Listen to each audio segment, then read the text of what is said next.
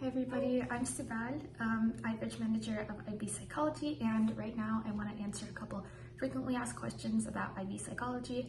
As a senior student going on my senior year, this is going to be my second year of the IB, so I have 1 year of experience in psychology. So the thing I like and dislike about psychology, first of all, I want to talk about what I like. So what I like is that you have full creative liberty over what you want to talk about in your essays. Obviously, you do get a prompt and you have to follow that prompt, you have to answer that prompt, but the points you make while you're answering that prompt is entirely up to you. Nobody's going to go like, oh, she didn't write about what I thought was the correct answer, so I'm not going to give her any points. Nobody's going to do that. If you can even if what you say seems like a stretch, even if what you're like proposing seems like a stretch, if you can back it up with reasonable evidence, you're good to go. And something I don't like about this course is that there is a lot of writing. Be prepared to write a lot. All of what you say is going to be it's never going to be short answered. They're never going to look for one word. You should be prepared to write an essay, basically an essay for every single question you get. Even for the 4 markers, I usually write like a page or a page and a half, and the 50 markers turn out to be pretty long, like 4 or 5 pages, but that's just me. If you convey what you want to say in a more concise manner, or if you talk about less points but you do it like in a relevant and concise way, then maybe you won't do 6 pages, maybe you'll do only 3, and that'll be enough and you'll get a good score. You'll get a 7. So it really depends on how you write, but just be prepared because none of the questions are like pretty short answer ones. So the hardest part about this course is I think that you have to tie all of the concepts, which are bias, causality, change, measurement, perspective, and responsibility, to your content area and your context area. So studying for exams can be pretty difficult, considering that they're going to ask for, like, say, a theory, and you're going to have to tie it to a concept like bias.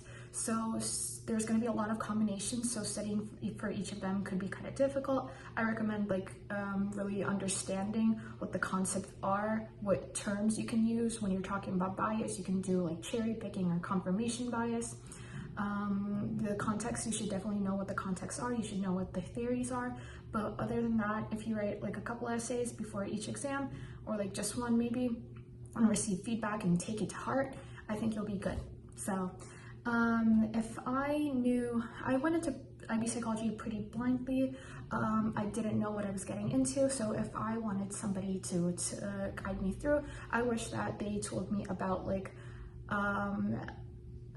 so IB Psychology, there's a pretty wide misconception that it's like super memorization based. Like I said before, everything you can, if you can prove what you're saying with a point, you're good to go. IB Psychology, they recently changed the curriculum. You don't have to present a scientific study with the names of the researchers for every point you make. That is something you don't have to do anymore. You can just like give examples at the top of your head. Like when you're explaining operant conditioning, you can say like, oh, you don't have to like give a specific scientific study. You don't need the year. You can just say like,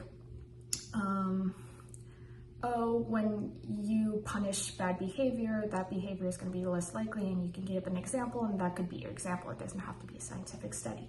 So a typical week in this class looks like, so we're constantly going over the concepts. We're always tying the concepts back to what we learned. Like say we're learning about schema theory. At the end of schema theory, we're going to talk about bias, causality, change, every one of those in order, and we're going to tie that to schema theory so that we get an idea of what we can write about in our essays. So I definitely recommend doing that when you're preparing for your exams. Definitely when you're learning the new terms and the theories and the models, definitely tie it back to the concepts, because that is very important. And I would recommend somebody who's just starting off this course. I think you should go over what the concepts are first. It's really important to know like stuff about what to talk about when you're talking about bias or causality, like linear or cyclical. It's really important to be able to tie those ideas to other models or theories. I think that you should definitely get an understanding of what the concepts are first before you proceed with anything else, because you're gonna have to build on that, and I don't think it will be very productive to basically go back to the very beginning just to like handle things from another perspective of the concepts perspective. I think that if you're doing it simultaneously, if you're learning the models, the theories, and also incorporating the concepts simultaneously, I think that will be benefiting you a lot. So that's all for today, and I hope you guys found this video helpful, and I'm signing off. Bye guys, take care.